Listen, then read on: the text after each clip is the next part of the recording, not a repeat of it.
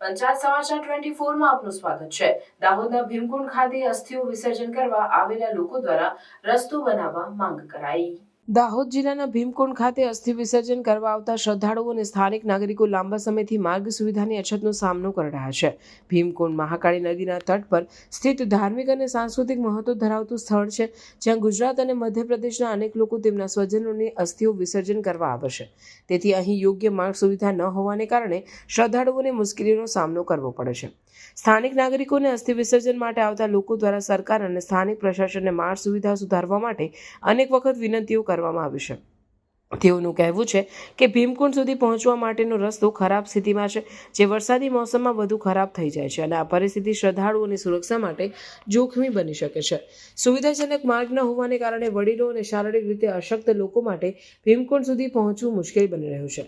આથી સ્થાનિક નાગરિકો અને શ્રદ્ધાળુઓ સરકારને તાત્કાલિક પગલાં લેવા અને ભીમકુંડ સુધી સારો માર્ગ બનાવવાની માંગ કરી રહ્યા છે, જેથી આ પવિત્ર સ્થળે આવનાર લોકોને સુવિધા અને સુરક્ષા મળી રહે।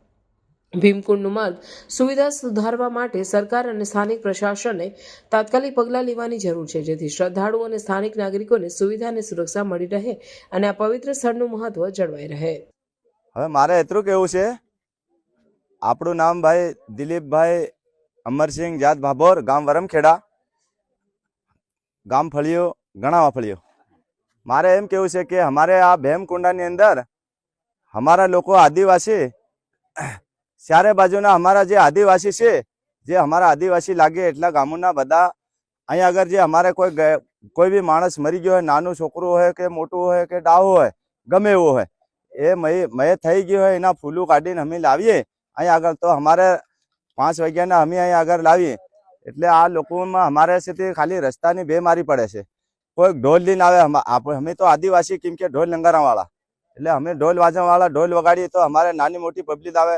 અને અમે તો કેવા કે અમારામાં શું ચાલે કે દારૂ ચાલે, આ ચાલે, તો થોડા કઈ ખાધેલા પીધેલા આવી જાય તો આ પથ્થરની અંદર કોઈ પડી જાય, વાગી જાય તો એ ઉપાંધી।